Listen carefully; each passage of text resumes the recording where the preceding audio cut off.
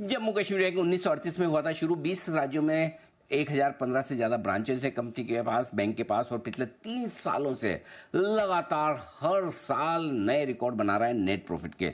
आइए मुलाकात करते हैं बैंक के एमडी, हमारे साथ हैं एमडी और सीईओ अमिताभ चटर्जी साहब हैं हमारे साथ। और आप दिसंबर 2024 में अभी बैंक जम्मू कश्मीर बैंक के साथ जुड़े हैं। आपने 30 साल तक एसबीआई और एसबीआई कैपिटल मार्केट्स में बड़े ऊंचे पदों पर काम किया है। और डॉक्टर श्यामा प्रसाद मुखर्जी यूनिवर्सिटी रांची से आपने साइंस में ग्रेजुएशन किया है। उसके बाद आईसीएफआई बिजनेस स्कूल से आपने एमबीए की डिग्री हासिल की है। और अब जम्मू कश्मीर बैंक की कमान आपके हाथों में है। नतीजे में आपके सामने रख दूं, आय एकदम फ्लैट रही है 1434 करोड़ पर।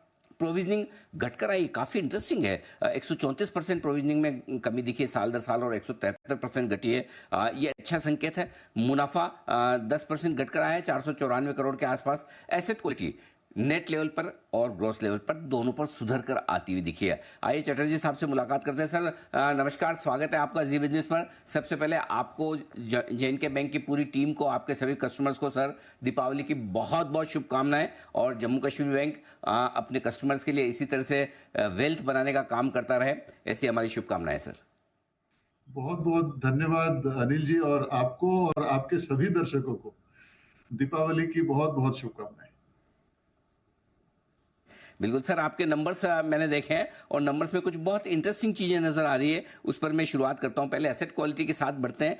NPA level quarter on quarter देखें और साल दर साल देखें, दोनों ही ग्रॉस और नेट लेवल पर काफी बेहतर होकर आते हुए दिखे, सुधर कर आते दिखे। क्या खास वजह रही है? साथ ही सर स्लिपेज रेशियो भी घटा है, तो एसेट क्वालिटी में जरा किस तरह का गाइडेंस दिख रहा है, समझाएं सर। देखिए, अगर इस पे थोड़ा सा ध्यान दिया जाए, ये इस स्टेट में इस साल पिछले 6 महीने में काफी कुछ हुआ है। उसके बावजूद अगर हमने अपने एसेट क्वालिटी पे इम्प्रूवमेंट किया है, तो ये समझ सकते हैं कि हम एसेट क्वालिटी को मेंटेन करने के लिए, और हमारा जो गाइडेंस है 3% से नीचे ग्रॉस एनपीए को ले जाने का, उस पर बहुत मेहनत कर रहे हैं।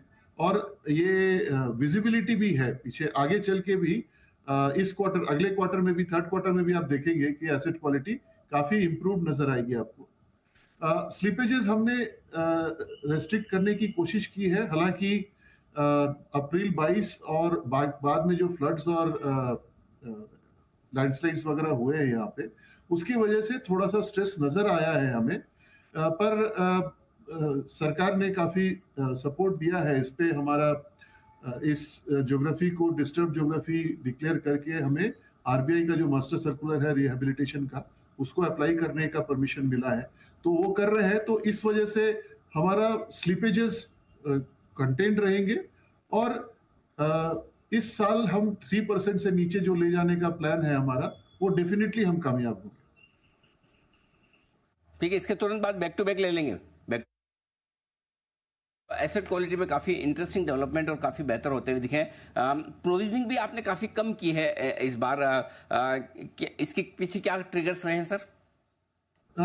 वही है रीजन, वही है कि जो हमारे पुराने एनपीएस हैं, देखिए 2 तरह के हैं। एक तो जो टेक्निकली रिटर्न ऑफ अकाउंट्स है, उसमें रिकवरी थोड़ी कम आई है, पर पुराने एनपीएस हैं उसमें रिकवरी काफी अच्छी आई है। और हमारा प्रोविजनिंग रेशियो हमेशा 90% से ऊपर रहा है, तो इस वजह से हम हमेशा बफर क्रिएट करके रखते हैं। और जब रिकवरी आ जाती है तो हमें ये अपॉर्चुनिटी होती है कि हम राइट बैक कर सकें। सर पिछले साल के मुकाबले में इस बार जो आपके नेट इंटरेस्ट मार्जिन है वो थोड़े कम रहे हैं, 3.5% के आसपास। जिस तरह से ब्याज दरें घटने के संकेत आए हैं, क्या लग रहा है सर आगे चलते हुए क्या निम्स आप मेंटेन कर पाएंगे?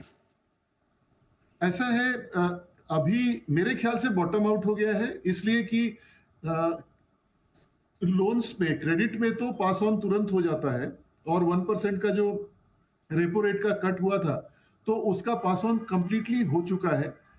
जहां तक डिपॉजिट रेट्स में है, वो 5 से 6 क्वार्टर्स लगते हैं उसमें असर आने में, तो वो असर आ जाएगा। और मेरे ख्याल से इसके बाद, अभी से नेक्स्ट क्वार्टर में और उसके बाद वाले क्वार्टर में निम्स और इम्प्रूव करेंगे।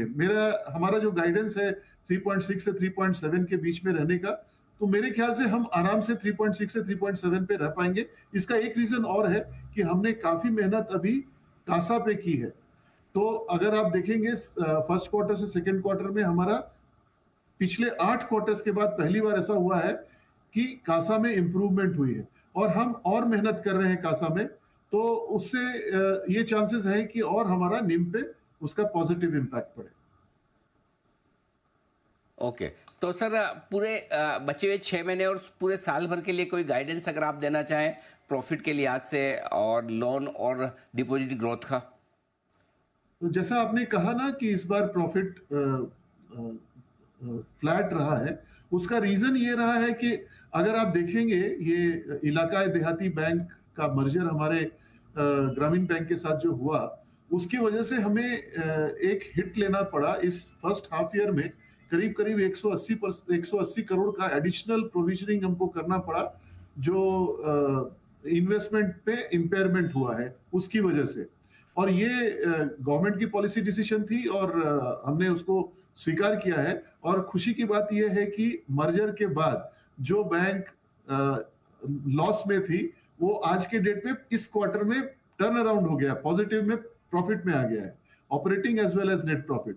तो गोइंग फॉरवर्ड हमारे पास ये अपॉर्चुनिटी भी रहेगी। और अगर हम ये 180 करोड़ को हटा के चलते हैं तो हमारा YOY प्रॉफिट 20% इंप्रूवमेंट है। तो डेफिनेटली हम हमारा ये चूंकि ये प्रोविजनिंग हमें करना ही था इस साल, तो इसका असर दिखेगा। लेकिन प्रॉफिट पे हमारा गाइडलाइंस यही रहेगा कि हम पिछले साल से बेहतर प्रॉफिट डेफिनेटली कर पाएंगे। ठीक बात है चटर्जी साहब, उसके लिए आपको बहुत बहुत शुभकामनाएं भी, और आई एम श्योर कि आपके नेतृत्व में जम्मू कश्मीर बैंक जो पिछले 3 साल से रिकॉर्ड पर रिकॉर्ड बना रहा है और ज़्यादा मुनाफे के और बेहतरीन एसेट क्वालिटी के रिकॉर्ड बनाए और आपके निम्स भी और बेहतर होते दिखे। हमारी शुभकामनाएं। बहुत बहुत धन्यवाद सर, आपने बड़े दिन समय दिया और विस्तार से अपने नतीजों पर आगे के डायरेक्शन के बारे में बात की। धन्यवाद, धन्यवाद अनिल जी, धन्यवाद। चटर्जी साहब, MD और CEO जम्मू कश्मीर बैंक।